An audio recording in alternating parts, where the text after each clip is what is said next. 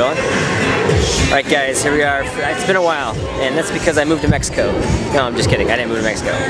You know, my wife took me on this wonderful vacation. I think I've told you guys, my wife, she's a Beachbody coach and helps all kinds of people get fit and healthy, but also does these cool trips for us. So anyway, what we're here to talk about is the Ursa Mini. And right now, I am actually missing NAB, which I'm not too sad about because I am here. But I am quite excited about the new Ursa Mini announcement, because I've been looking recently between, you know, where to go from here. I have a red Scarlet. I've been thinking about upgrading to the Dragon.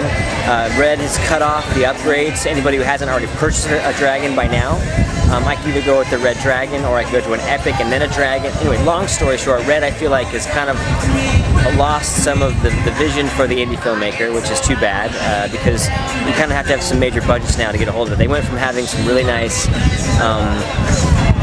options for the indie filmmaker with the Scarlet.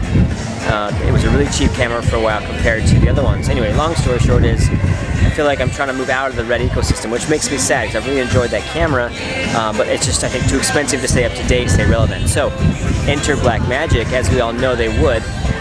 They have done a really good job in the last couple years developing their sensors and their cameras. The form factor needed some help, and that's one of the things that the Ursa and the Ursa Mini addresses. So again, talking with a lot of my DP friends, we've kind of figured out what to do with things, which makes me very excited about the Ursa Mini, because I feel like the next camera I was going to be jumping on was the Ursa, for a couple of reasons. First off, the form factor is very nice. It's a setup that's all ready to go. You have monitoring, you have audio, you have all this stuff built into it. The sensor is user upgradable. It's a module to pop in and off. That's quite amazing. That's what Red wanted to do in the beginning, but I think they kind of strayed from that. It records RAW, the captures great 4K. Anyway, so many good things about the Ursa. The reason why I hadn't pulled the trigger yet is because A, my Red was still very relevant, but also because the Ursa was playing catch up still. I think we're about on par now between what my Scarlet can do and what the Ursa is offering. So that's something I'm quite excited about. Now, the reason why one of the downsides about the Ursa main camera is it's so huge. It's a big, heavy camera. Besides the fact that it takes all the mainstream batteries and has all the stuff built into it, the big, huge 10-inch screen, which is a little overkill, I think, but still convenient. It's a big camera, and it wouldn't fit into my current infrastructure. It wouldn't fit on my jibs or my Ronin or other kind of support systems. Tripods would be fine, but I've invested a lot in all this other kind of support gear that would be now the Red was just about where it needed to be, and now the Ursa is too big. So the Ursa Mini makes me very excited because it comes in at a wonderful price level, has an awesome dynamic range, sensor's great. The only thing I don't know much about with these cameras are the CFast cards. I know they're pricey and they're new, but they're very fast. You know, I'm paying between $2 and $3 grand a piece for the Red mags. So the CFast cards, last time I checked, which was a while ago, they're about around that range. And you can't get quite the same record time that you can on a RAW, on a CFast card you can on a Red mag. That's getting technical.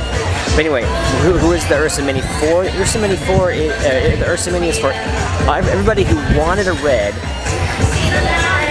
wanted the performance of a Red, but didn't want to pay the Red prices. It's more in the DSLR range, and it has all these amazing form factors. We'll talk about that by itself on another video, but the only thing it's lacking are the higher frame rates, which, owning a Scarlet, I do see that being a little bit of a downside, because I'm constantly having to rent or borrow other DP's Dragons, or not Dragons, Epics, when I'm doing commercial stuff which requires high-speed frame rates, because the Scarlet really doesn't quite match up to par on that.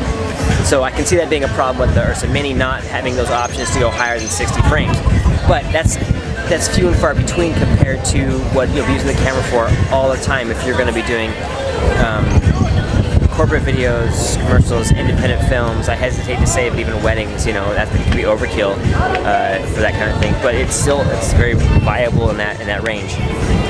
You get all that really good Blackmagic imagery, you get the color control in the end. There's so many things that I'm quite excited about this camera. Oh, the other thing that's kind of a downside to me with the Ursa series, you have to pick your lens mount and stick with it. You can't buy lens mounts and swap in and out. That's one thing on my Scarlett I really liked. I could run my PL lenses, I could run my Canon lenses, but with the Ursa you buy one lens mount on the body and that's what you do. I know the Ursa big camera you can swap out the brain and the mount all at the same time, and but that's a little overkill I think when you just want to change lens systems. Anyway, I'll stop talking now. My wife's behind me saying, come on, let's get in the pool. So we're gonna go have some more fun, but we'll talk more about the Ursa and see what that is going to mean in the next little while. Another shipping, I think, a little bit later on this summer. And yeah, I'm quite excited for that. You know, Panasonic, JVC, they're all talking 4K now. I mean, Panasonic has forever. But this is Blackmagic. I think is a good serious step into another great offering that's going to make a tools lots easier for us to do what we want to do. Am I sunburned? I look sunburned, don't I? Look sunburned, yeah. I'm going to record the entire time.